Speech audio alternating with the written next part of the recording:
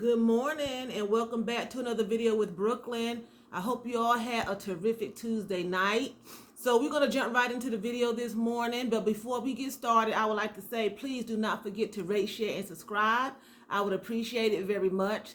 So we have been talking about Jacob Blake, the shooting in Wisconsin of the young man, 29 years old, that was supposedly breaking up a fight and was shot by the police. Now, last night I did a video on the guy Rayshawn White, who said that he was there. He videotaped the shooting. He did not videotape the actual physical assault where they were punching him in the ribs and tasing him, but he did videotape the shooting.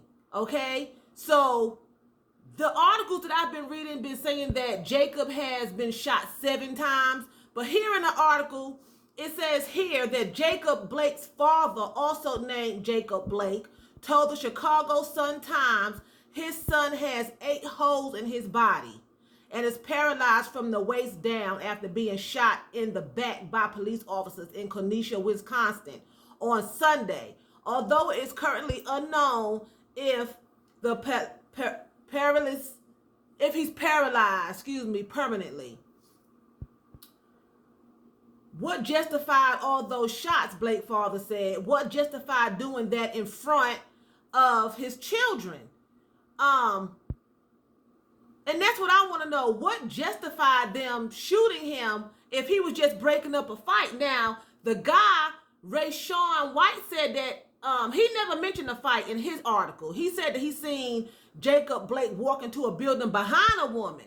Now, that could have came after the altercation, but Rayshawn never said he seen the altercation, okay? Now, this morning I read an article where they said that he was paralyzed from the waist down, and when he was in the hospital, he was still able to talk, okay, to his family. He was able to talk to his family, okay? It says, as of Monday night, the elder Blake was driving from Charlotte, North Carolina. That's like an hour from where I am, to be with his son in the hospital Tuesday.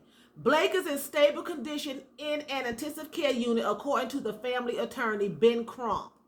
Rayshawn White, who recorded the shooting on his cell phone, said that Blake and multiple police officers were involved in a physical altercation before the shooting.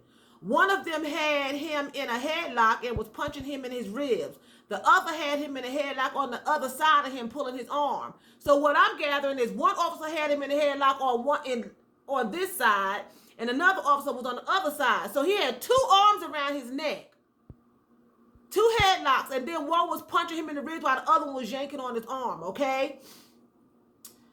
White added, after they punched him in his ribs, the female officer then tased him. And Jacob kind of leaned on the car, and they proceeded to wrestle him toward the back of the car. And then he went to the other side of the car, okay? It says here, I want to put my hand on my son's cheek and kiss him on the forehead, and then I'll be okay, said Jacob Blake's father. I'll kiss him with my mask. The first thing I want to do is touch my son, okay? So they said Kenosha police arrived at the scene of the shooting at approximately 5 p.m. on Sunday after receiving a 911 call related to a domestic incident. The police department said the attorney representing the Blake family, who posted a video of the shooting that has since gone viral, stated that Blake, 29, was leaving the scene after breaking up a fight between 2 women. Okay? White says that after the shots were fired, the officer that shot him got on his knees. He was trying to help him. So was he really trying to help him, or did he just come back to reality now he was scared because now he done shot somebody? Because evidently it was for no reason, because why now you trying to help him? That means you didn't have to shoot him. In my opinion, you didn't have to shoot him. Okay? He put on his blue gloves. Backup came. The other officers tried to help him. According to the Wisconsin Department of Justice, the officers involved in the shooting have been placed on administrative leave. Okay? So this is just like, to me, it's saying that he did not deserve to be shot. That this could have been handled another way. Because how is it that after you shoot someone, then you want to get down on your knees and try to help them? Number one, that tells me, because the girlfriend said in the article I read last night, that the police officer just turned his head, grabbed him by his shirt, turned his head and started shooting bullets into the man, okay, in his back. That means you shot him at point blank range.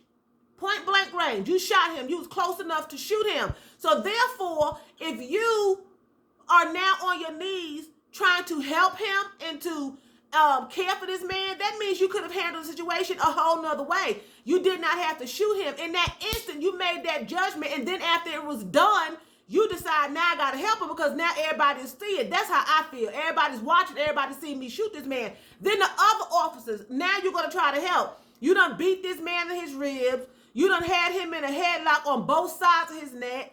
Another one yanking on his arm. Another one tases him. Y'all wrestle him to the back of the car. Then you pump bullets in him in front of his 3 children and in front of his girlfriend, the mother of the children. Then you try to get on your knees and try to help him. After you did all of that. Now you don't want to go down for murder because you thought he was dead, but he lived. So now he could tell the story of what really happened, because now he can still speak. He has a voice. He's paralyzed only from the waist down. So he can still talk.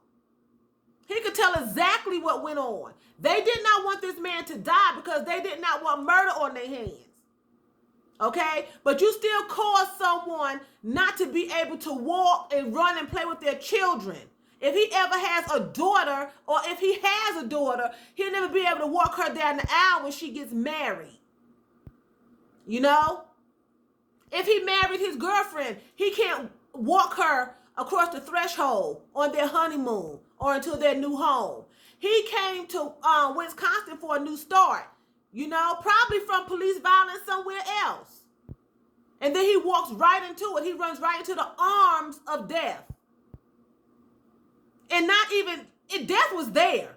Let me rephrase that. Let me clarify. He runs into the arms of death. Death was waiting on him.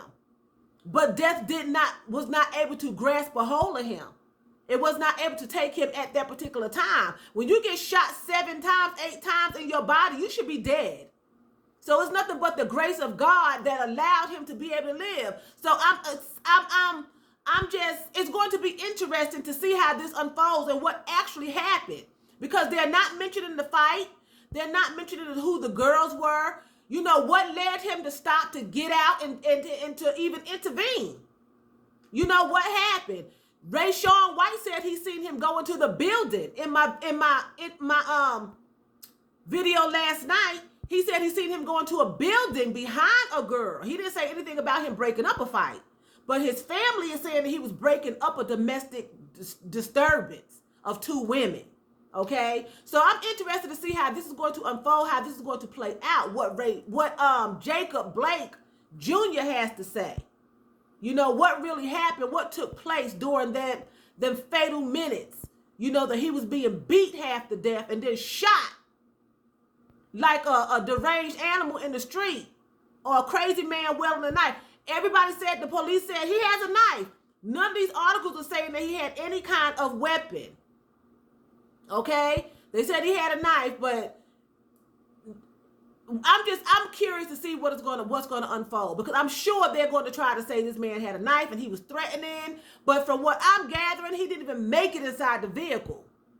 He went to the vehicle, but he didn't make it into the vehicle to retrieve anything. So if he had a knife in the car, if he had one, you have the right to have what you want to in your car. It's not illegal to have a knife in your car, a pocket knife or something in your car.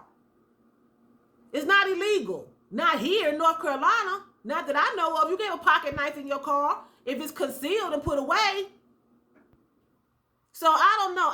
I'm just curious to see how this is going to end, how this is going to play out. So with that being said, I'm going to say vielen Dank. That's thank you very much in German. So vielen Dank for watching me, and choose. That's bye in German. You all have a wonderful Wednesday.